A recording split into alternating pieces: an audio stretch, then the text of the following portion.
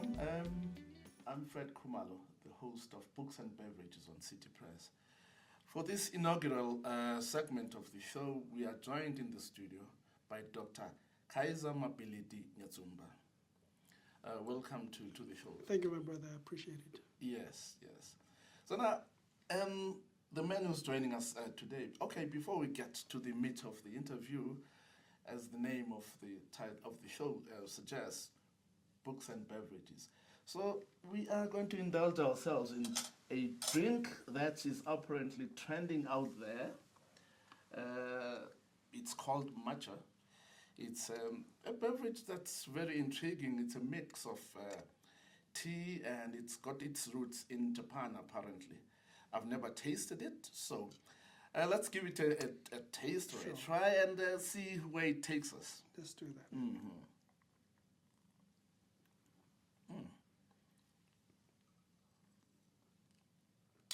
And apparently it's quite a very trendy beverage among our young people. So that's why we thought, let's see if the hype is warranted. And from the first sip, I think I'll be able to try it again.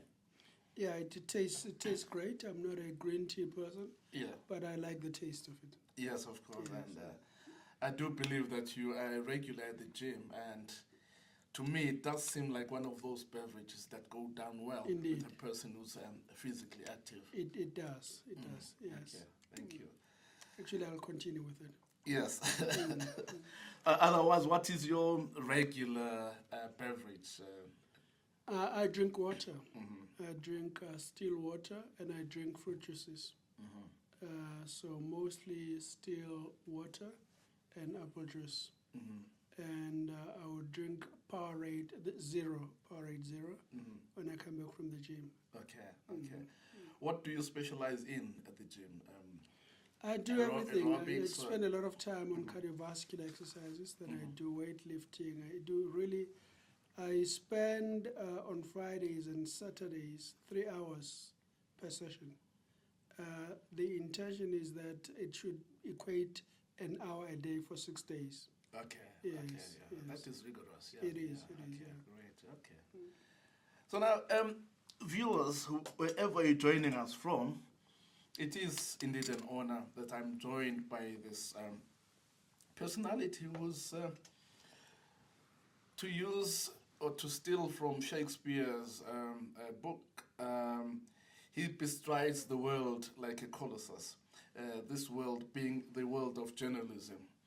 And I've known the man, I've known his work for a long time. I think the first time I encountered his name was through the pages of Staff Writer magazine. Yes. Because he's a very multi-talented writer. Not only is he a journalist, he also is a creative writer. Fiction, poetry, and non-fiction, obviously. Yeah. So Dr. Kaizer Nyatsumba has been a political journalist, making a huge mark at the Star. And then he proceeded to be a newspaper editor in his own right. And then from there, he interviewed such illustrious names as Chris Hani and obviously Nelson Mandela. It's every journalist's dream to have encountered Nelson Mandela himself and Thabo Mbeki, and Dr. Nyatsumba has done that and more. But also, he also wears another hat as a person who made some moves, who stirred the corporate world when you were a public affairs officer for a number of big corporates. And from there you moved to academia. Your restless quest for knowledge and education is so remarkable. I mean, how many degrees now? You started at Ongoye, from Ongoye, University of Zululand, you went to Georgetown University. And tell us about your journey. both in the academic sphere, but also the writing journey, how you got started as a writer. Thank you very much, my brother. I was drawn to drama from primary school. We used to have a teacher who organized us into a play. Jabulani Mkhorotsi was his name, called Mjepa. And I took to it like a duck to water. So much so that I ended up writing plays. Yes. I started off writing plays, acting in them, directing them. And we at the school I went to in Mpumalanga were able to travel to different schools to put up the shows. When I was at Langazo High School, my teacher, T.P. Bukako, took us to Mlogoto High, took us to Inanda Seminary and Ohlange to put up the play. And it was always very well received. So much so that when I finished high school, Mr. Bukako, who was my physical science teacher, recommended that I should go to university and do speech and drama. And that's how good I was at acting and directing. Acting and directing and writing. Absolutely. But I started writing poems when I was at secondary school in isiZulu. And these, in fact, were published because when I started working as a journalist, I looked at the work that I used to write in isiZulu, and I thought, I don't want it to go to waste. So I published an anthology called Umlozi, published by Oxford University Press, which was prescribed at schools in the 1996-97 era. But I started writing drama, then poetry, and I wrote in English as well, then short stories. I really focused quite extensively on short stories. So Raven Press and Staff Rider, Classic Magazine. So I sent a lot of my poems and short stories to those publications, including Tribute Magazine. Yes. Now you've just alluded to your academic journey. After Langezo High School, you then went to University of Zululand, where you did your undergrad, and then you moved to Georgetown. What did you study at Georgetown? I wanted to become a medical doctor, so when I went to the University of Zululand, I registered for BSc Pre-Med. And a year later, I changed to communication and speech and drama. Because I really was not comfortable dissecting rats in the zoology laboratory and mixing chemicals, spending a lot of time in the chemistry laboratory. So I changed to communication and speech and drama. But then I got a scholarship before I could finish that degree to go to Georgetown. What did I study there? I studied English literature. So I'm an English literature major, the equivalent of an honors degree. And while I was studying, I also registered for journalism through the Newspaper Institute of America. So I came back here with an honors degree in English and a diploma in journalism. Great. And then you started your formal journey in journalism in South Africa with the Star, if I recall. Yes. So tell us very briefly about the highlights of your career at the Star, the trajectory of your career from a junior political reporter to assuming the seat of political editor of the same publication. My brother was very lucky because I was the first black person on a mainstream white newspaper to be appointed to report on politics. Amina Kalwaya, an Indian compatriot who had worked for Rand Daily Mail, had been the first person to do that, black broadly. But first black African person to report on politics, not just township politics, not just black politics, but politics in general. I was the first person to be given that honor. I excelled at that. I went on to be appointed in 1993 political correspondent. And in 1995, I was appointed political editor when Sean Johnson was moved to become founding editor of the Sunday Independent. So I was appointed political editor. I was fortunate to be in a position to put together a team, and we excelled. It was a great team. that I put together. Then I was appointed a year later executive editor, which is what they call assistant editors on the Star. And then Peter Sullivan, who was my editor, wanted to appoint me deputy editor of the Mercury, was the editor-in-chief of the Star, was the deputy editor of the Star. And then when he consulted with the powers that be, they said, I'd been on the Star for so long, they would not support that appointment.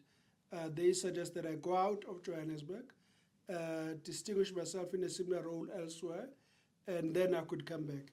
That's when I was then sent to Durban to be deputy editor of the Mercury for essentially 7 months. Yes. Because I started in July, on the 1st of July, 1997. At the end of January 1998, I was appointed founding editor of the Independent on Saturday. Yes.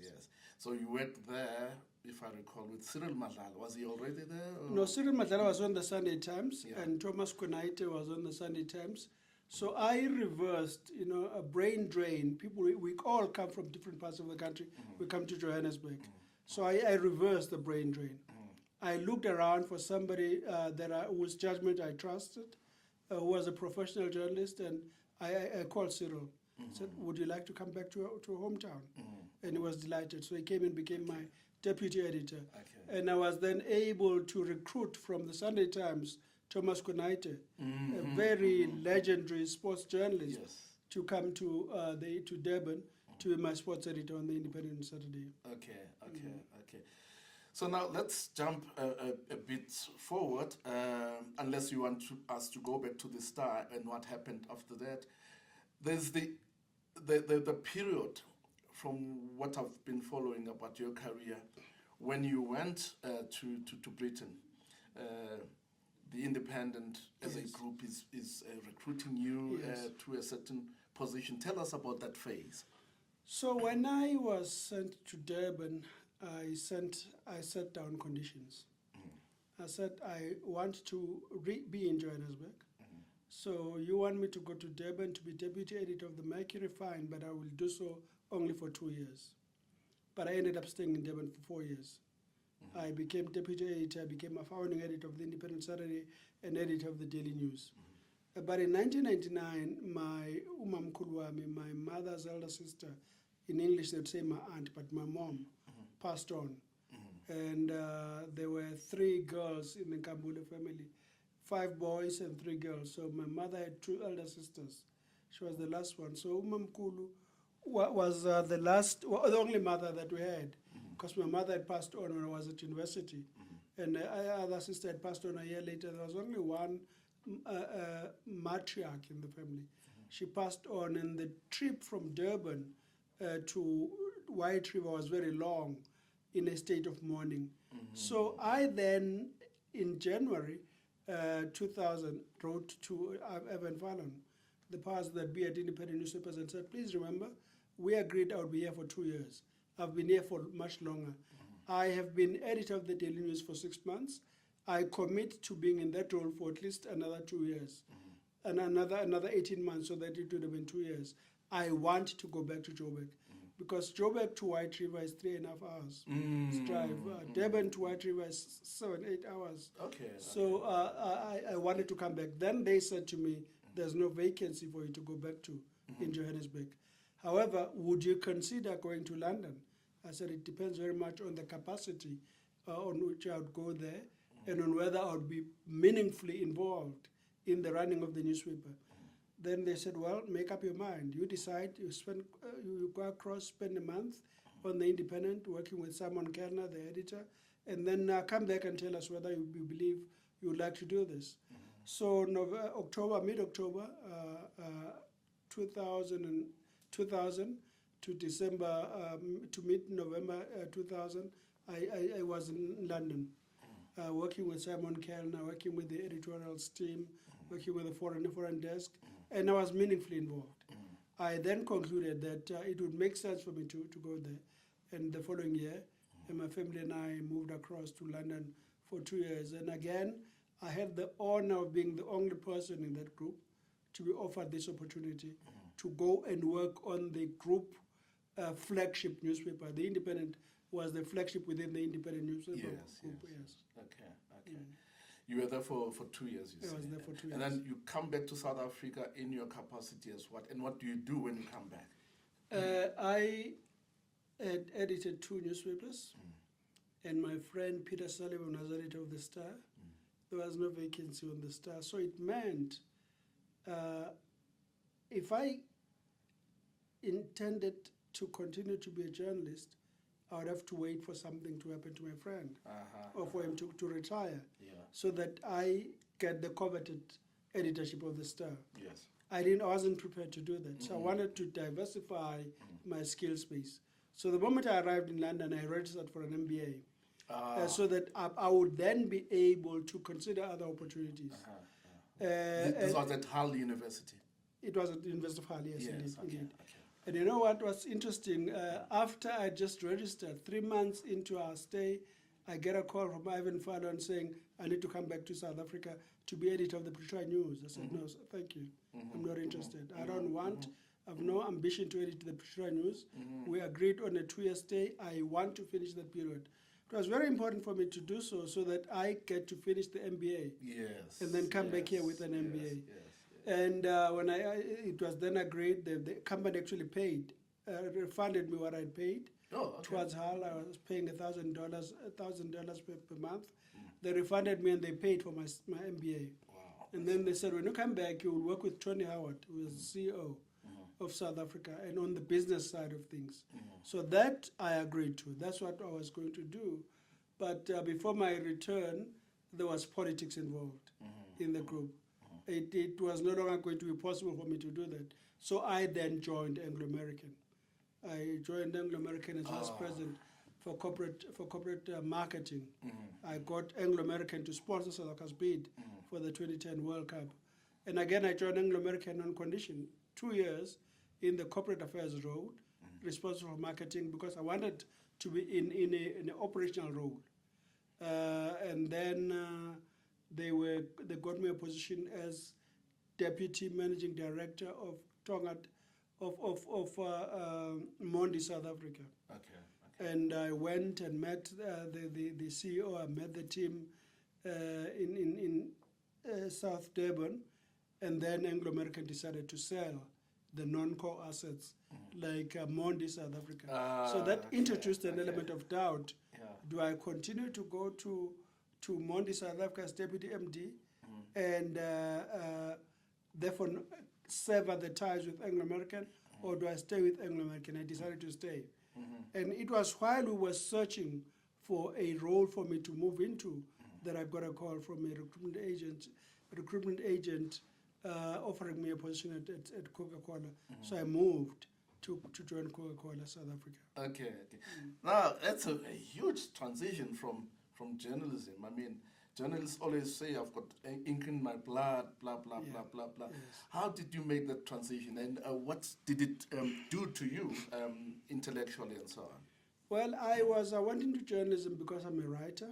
Remember, I started writing plays, poems, and short stories. So that I always was.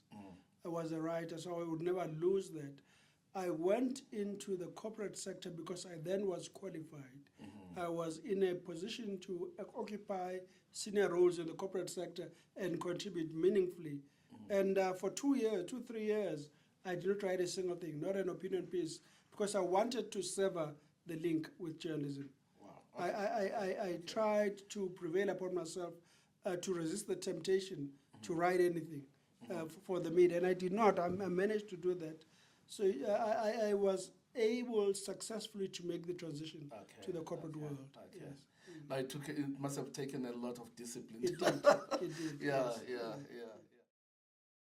And now I want us to get to the meat of the interview, so to speak, which I think is the one that triggered or that inspired this invitation in the first place. You've written a book that speaks to some of the things that we've addressed already. Your writing journey, your immersion in the world of journalism, the people that you met and interviewed as a journalist, and so on. The book came out recently. Yes, that is the book. It's semi-autobiographical. It's a memoir. It's a beautiful amalgamation of many elements of writing. Would you like to share with us as to what inspired the book? Because altogether you've published, as far as I can remember, 13 books. 15. 15 now. Yes. 15 books, yeah. Which range from poetry collections in English and Zulu. I remember when we were still contributing to Staff Writer, you came out with a collection of short stories. Yes. And you've done novels. You've written across different genres. Yes. In general. And now you come to this book that you've just released, The Corporate Newsman. What inspired? What was the idea behind that book? I'm at an age now where it should be possible for one to look back and reflect on one's life. So I felt I need to do so while God spared me. I need to reflect on my life professionally. So this is more a professional autobiography. There's very little about me and my growth in the book because it would have been very voluminous. Yeah. Instead, it's about me as a journalist, me in the corporate world, and the things that I've been fortunate to do. And it was important to record that. But subsequent to that, there has to be a book that gives me an opportunity to reflect on Kaizer the person. And that then enables me to reflect on South Africa before 1994 and South Africa post-1994, given the fact that I was very fortunate to cover very closely the transition in South Africa's democracy. So that's why I felt it was important to write this book. But if I may, Fred, this is a poetry book, Silhouettes. It was published, I think, in 1998 and prescribed in schools here. I would like to read you a poem that I wrote in 1986 in Washington, D.C., so No More Matters. Because, again, this for me goes to talk about my philosophy. I'm very independent as a person, independently minded, but I held the view that it does not serve any cause to rally young people to their death when ideally we should be seeking to survive. So No More Matters, there was a book that was written by an American gentleman who was in South Africa based on this book. I saw the book in Staff Writer, the poem in Staff Writer, and he asked to use the title for this book. Okay. So we... What was the author's name? I will remember. He was very close to Dennis Beckett. He was an American guy who passed on in an accident in the Melmoth area. Yes. Okay. We, in our quest for freedom, have produced more than our share of martyrs. We have written their names on placards, composed poetry and music in their honor, worn T-shirts with their pictures and their names, and regarded them highly as our fallen heroes. We need no more martyrs now. We need heroes who will live and challenge the enemy, yet give him no chance to destroy them. We need heroes who will prepare our people for the ineluctable repossession of our land and the responsibility that goes with it. For if we all become martyrs, who will lead the people when that inevitable time comes? This is 1986. Wow. As a young person at university, I'm thinking ahead to a period when we will be free, and you and I and others will need to be around to lead newspapers, to lead in society, to lead in government. So we needed to ensure that we survive the madness of the time. We don't praise young people who behave recklessly and get murdered, and then we hail them as martyrs. We needed to make sure that we survive. And for context, I think it's very important to remind our viewers that 1986 was a very dangerous period to live in South Africa. National state of emergency. National state of emergency. And the conflagration that was engulfing the country. Indeed. The ANC stroke UDF on this side and Inkatha. Make the so on. country ungovernable, yeah. Exactly. KZN was aflames and it was coming to Gauteng, yeah, indeed. No, it was a very, very pertinent question, or not question, pertinent intervention to make, to say, you know, we can praise the martyrs and say, our blood shall feed water the tree of freedom, as was it Mahlangu who said that? I think it was Mahlangu. Solomon Mahlangu said that. Yes, it was. But that had its own face. Yes. Yeah, we had to move on. And thank you for sharing with us this very, very important message, which I think is still relevant to this day. It is in my view, yes. So now you get to write this book. Some writers, when they sit down to write a book, think who is the target reader of this book? Do you think like that, or do you say, you know what, I'm sending out a message out there and let people decide if they want?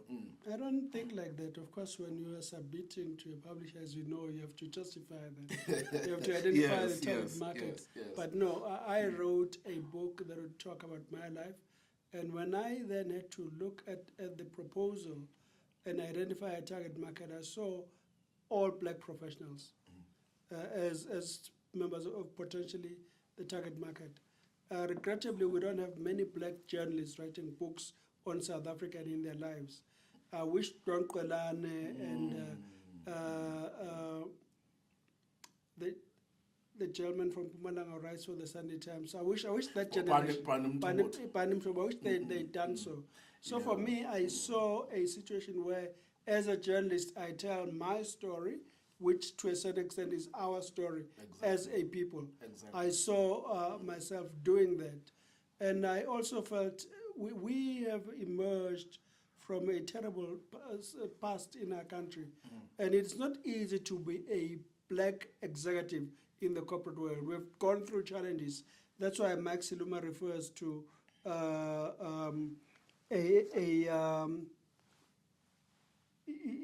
he says it sheds new light on the life of black professionals during apartheid, and then after it ended, its achievements and disappointments. Because my story is a story of a black professional in the media and in the corporate world. Exactly. Yes. And so I know you've done so many things, you are doing so many things. Which descriptor sits most comfortably with you now, right now? What are you, an academic full-time now, or what do you do on a day-to-day basis? I write. I'm a writer and I'm academic. Yes. Okay. But I've always read. To be a good writer, I've got to read. Oh, yes. So I've always read voraciously. So I'm a reader, I'm a writer, and a lecturer. Okay. Now, as a writer whose background is journalism, and you are obviously a political animal,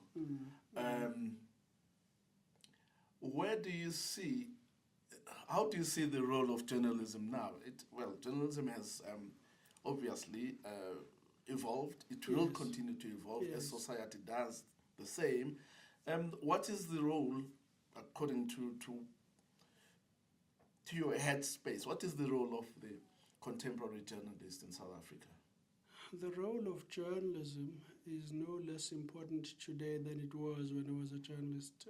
In that era, we're dealing with very difficult periods, different issues, and we were recording the transition.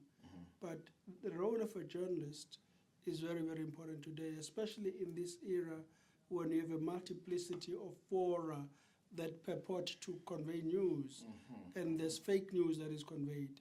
You do need, therefore, to have people who are trained curators of news, so that which they put out in the news can be relied upon.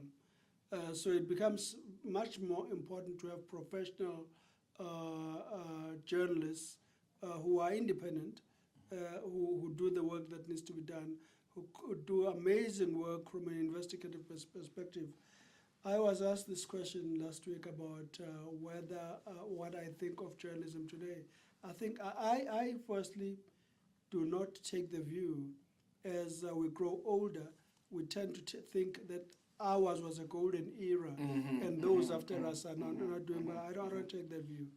I was asked to write a piece on journalism in 2014, published in the Journalist magazine. You may have seen it.